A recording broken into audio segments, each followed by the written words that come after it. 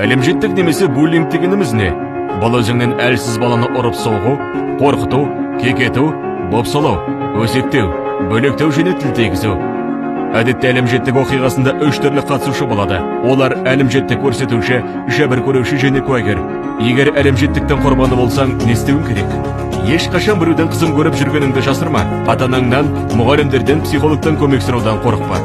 Өзіңді ешқашан кінәлама. Әлімжеттік жасаған адамды ақтама. Ал өзің басқаларға әлімжеттік көрсетуші болсаң, не білуің керек?